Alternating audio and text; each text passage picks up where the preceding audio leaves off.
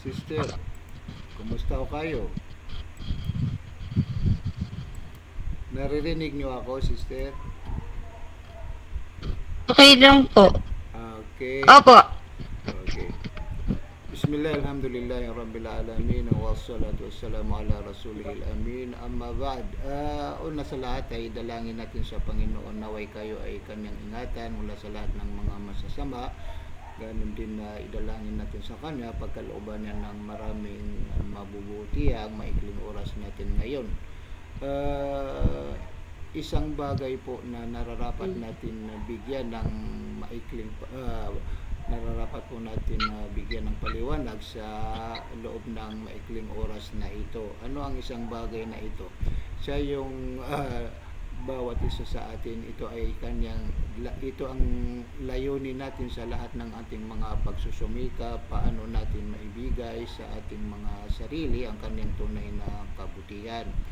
So alam natin na magkakaiba yung mga pag-uunawa ng mga tao tungkol sa isang bagay na ito. So hindi natin babanggitin, i-diretso natin ito kung saan man tayo makakasigurado. Doon tayo makakasigurado sa nagbigay sa atin ng advice tungkol sa isang bagay na ito, na isa sa kanyang mga katangian ay kapag siya ay magsasalita, hindi magsisinungaling. Kapag siya ay magkukwento, hindi siya magkakamali. Ang tinutukoy natin dito ay ang Panginoon. So tayo ay binigyan ng Panginoon ng payo, advice tungkol sa ano ang dapat po natin mapaniwalaan na tunay na tagumpay ng ating mga sarili. Ito ay sinabi niya, binikas na sa wikang Arabic, sabi niya, wa amalu saliha. Ang kahulugan ay gumawa kayo ng mga gawain. Ang tawag sa kanya ay salih. Ang ibig sabihin na salih ay katanggap-tanggap sa kanya. Ito ay nangangahulugan na ang mga gawain ng mga tao dito sa mundo, dalawang klase. Unang klase, mga gawain na hindi katanggap-tanggap sa kanya. Ang ganitong klaseng gawain, kahit sabihin po natin na napapakinabangan natin dito sa mundo, pero ang klaseng pakikinabang natin sa kanya ay hindi habang buhay. Kapag tayo ay mabawian ng buhay, mapuputol yung pakikinabang natin sa kanya.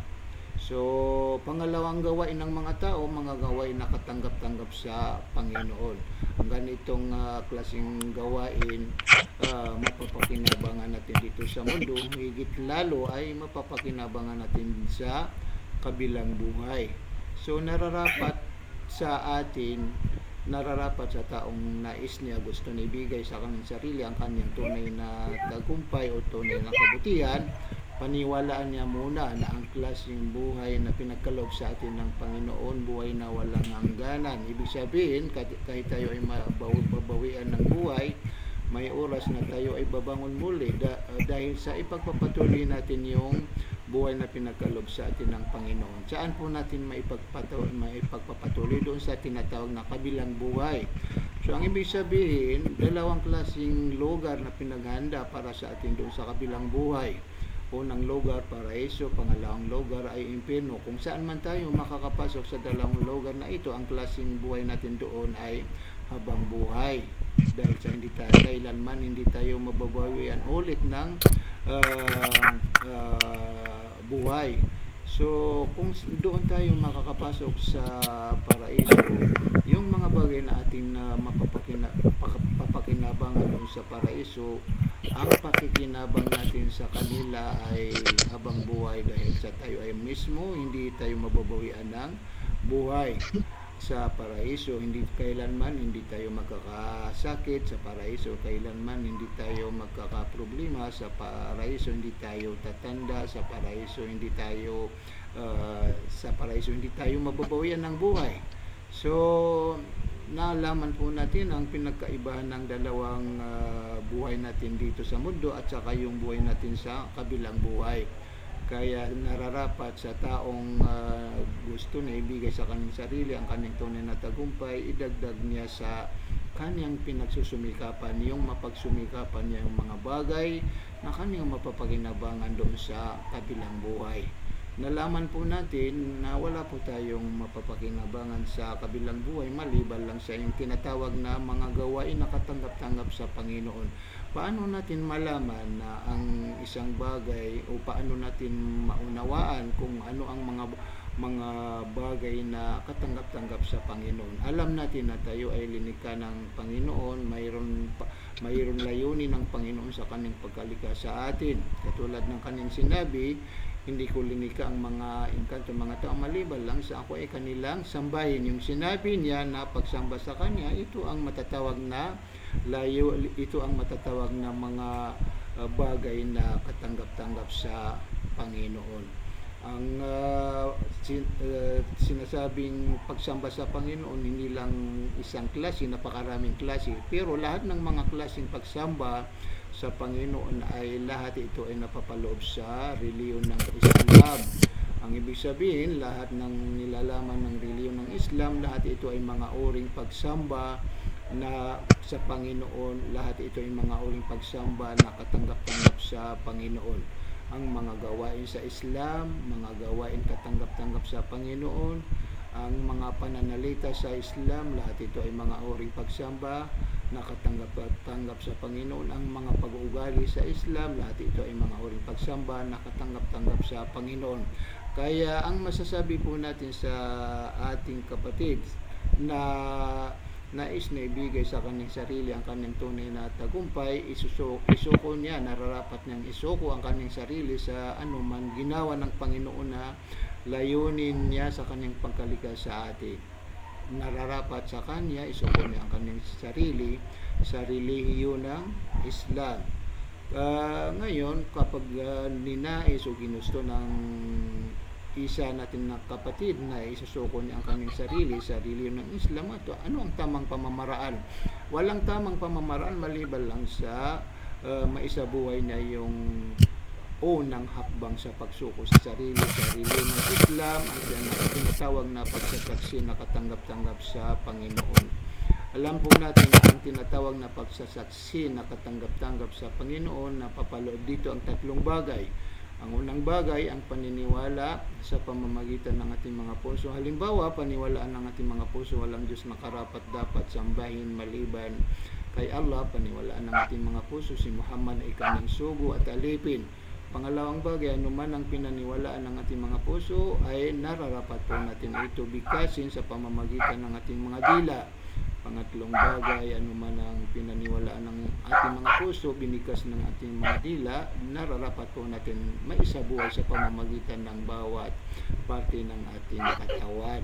Kapag nabuo po natin ang tatlong bagay na ito, na isabuhay natin yung unang hakbang sa pagsuko sa sarili, sa layunin ng Panginoon sa kanyang pagkalikha sa atin, tayo ay nakapasok sa relihiyon ng Islam, tayo ay matatawag ng isang Muslim, tayo ay matatawag na alipin ng Panginoon, na isinuko niya, nagbalik loob sa kagustuhan ng Panginoon. Alam natin na ang isang alipin ng Panginoon, na siya ay nagbalik loob sa kanyang Panginoon, siya ay pinaghandaan ng Panginoon napakaraming mahalagang bagay. Kabilang sa mga mahalagang bagay na ito, kahit noon ay nakagawa ng hindi mabibilang na kasalanan, ilagay natin na napuno niya kasalanan ng mundo na ito. Dahil naman sa siya ay nagbalik loob sa kagustuhan ng Panginoon, maipapatawad ng Panginoon para sa kanya ang lahat ng kanyang nagawang pagkakasala. Ganito kasimple, ganito kahalaga ang simpleng gawain na ito.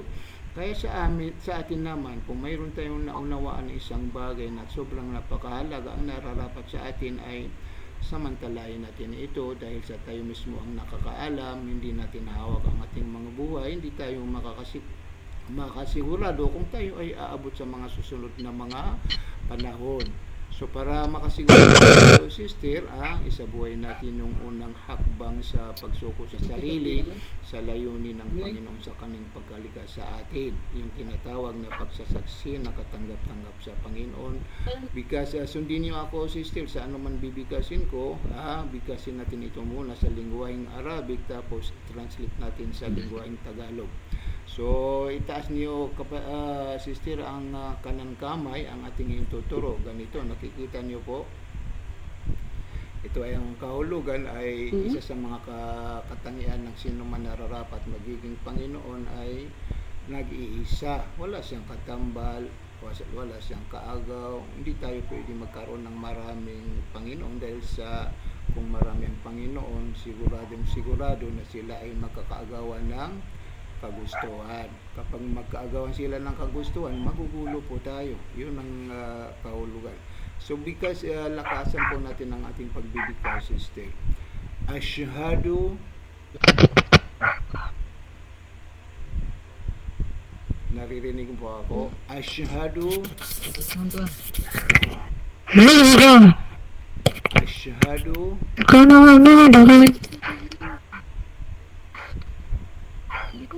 sige na sister. Tundam na sinasabi niya.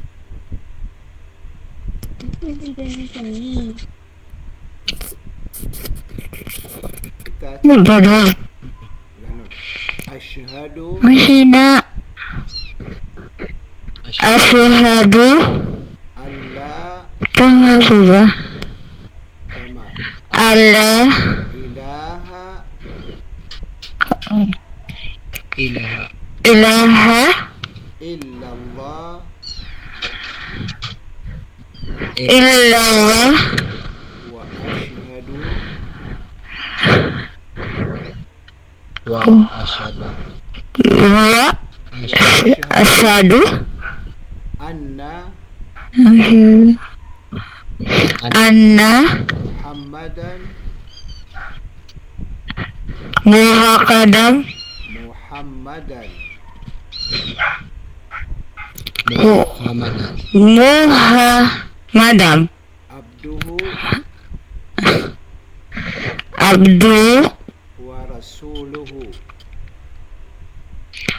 Wa Rasul. Luhu. Ashhadu, Wa asyhadu. Ano? Wa asyhadu. Asyhadu. anna Anna. Isa, Isa. abduhu Abduhu. wa rasuluhu. Wa Rasul. Luhu. Ako ay sumasaksi Tama. Ako'y sumasaksi na walang Diyos na karapat dapat na walang Diyos na karapat dapat sambahin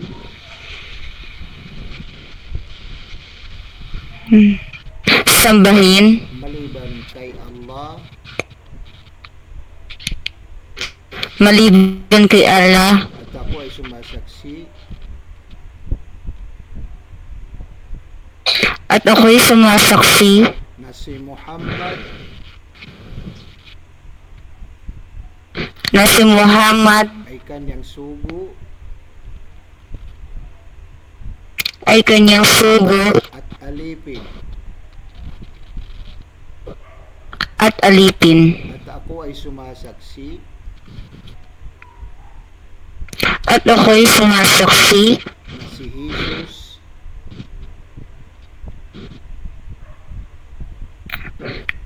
na si Jesus ay kanyang sugo na kanyang sugo at alipin.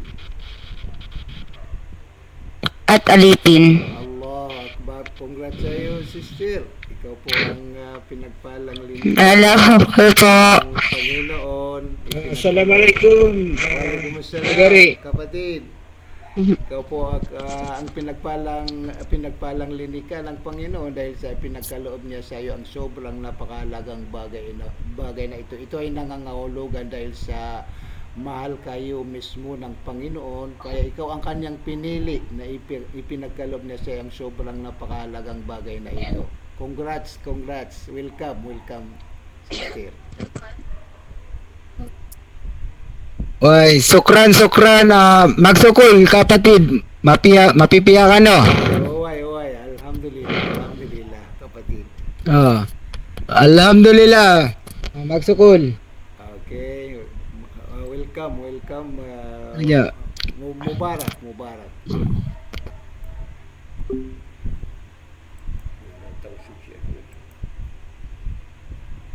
Asawa niya yun, Asawa niya, Christian. Arab Muslim yan. Ha? Hindi ka, buntal ka mo po. Grabe ka naman, mas cute ako dyan. Stress lang ako ngayon. Babawi ko. Stress lang ako ngayon. Panginoon. Assalamualaikum. Papaganda rin ako. Waalaikumsalam. Alipin. At ako ay Nag-bad trip ka dun sa una eh. Hindi, maayos ko yun. At saka totoo, mahina to. Sa-